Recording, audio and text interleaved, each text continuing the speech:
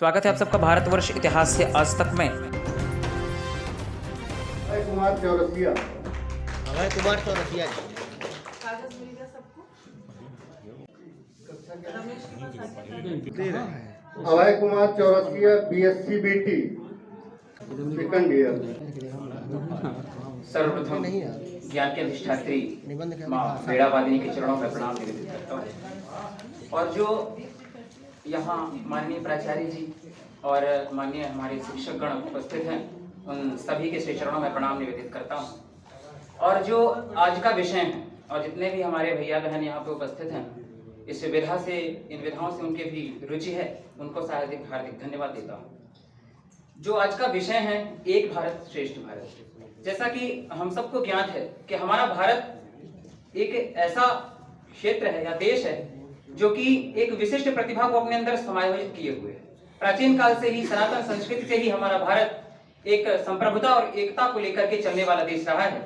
भारत विश्व गुरु प्राचीन काल से रहा है, परंतु आधुनिक परिस्थितियों के अनुसार से भारत में कई प्रकार से, चाहे क्षेत्रीय हो या भाषीय हो, उसमें कई प्रकार से विखंडितता की भावना के कारण उसमें कहीं ना कहीं अलगाववाद की समस्या सामने आई है।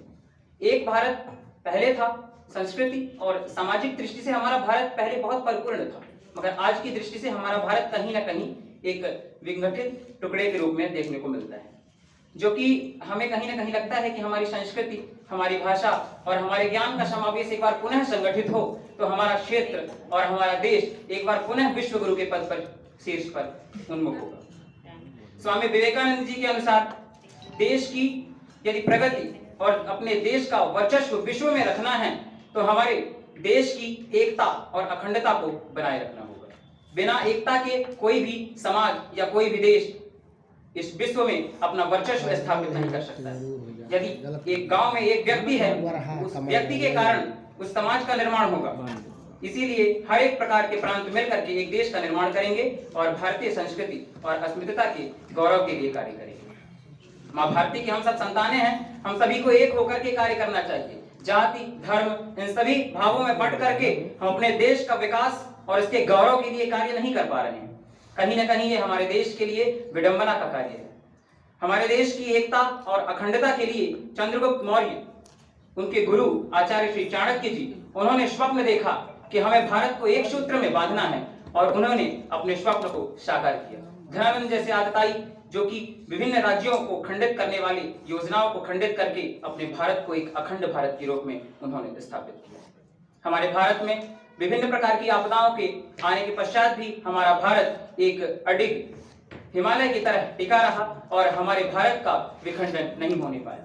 मुगल साम्राज्य के दौरान भी सभी राजा जब अधीनता को स्वीकार किए तो राजस्थान की धरती, महाराणा प्रताप जिनके पुत्र, उनकी माटी को कोई भी अभियान के अंतर्गत अकबर हथिया नहीं पाया और वो एक स्वतंत्र राष्ट्र के रूप में अपने राज्य को स्थापित किए रहे और ये उनका गौरव है। और आज हम इसी के बलबूते उनको याद करते हैं कि वो अपनी स्वतंत्रता और अपनी अस्मिता के लिए, अपने गौरव के लिए एकता और अखंडता बनाए रखें। इसी के साथ अगली पंक्तियों में यदि हम बात करें तो अपने क्षेत्र, जो आधुनिक भारत का इतिहास है या आधुनिक भारत जो है हमारा, आधुनिक भारत में कई प्रकार की प्रांतीय भाषी विविधताओं के कारण हमारा देश थोड़ा सा अलगाववाद की ओर जा रहा है। विभिन्न क्षेत्रों की भाषा और प्रदेशों की भाषा के कारण हमारा क्षेत्र अलग अलग सा अनुभव करता है। जब 1949 में 14 सितंबर 1949 को हमारी भाषा हिंदी को राज्य भाषा का संविधान में दर्जा दिया गया, जब से इस भाषा को दर्जा दिया गया, जब से हमारी सामाजिक, मानसिक तथा हमारे एक राष्ट्र की संघात्मक शक्ति एक भाषा के रूप से पूरे भारत को एक सूत्र में बांधने का अखंड प्रयास किया गया और हमारा भारत हिंदी भाषा के तहत एक सूत्र में बंधा हुआ है और आगे निरंतर कार्य कर रहा है।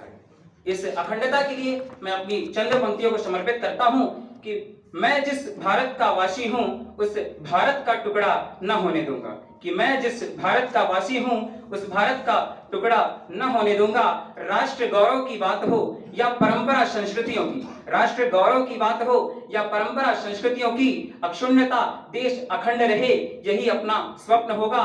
देश, समाज, विकास और इतिहास का काल, भूगोल सभी में समा जाए, अपना भारत अखंड होगा, अपना भारत अखंड होगा।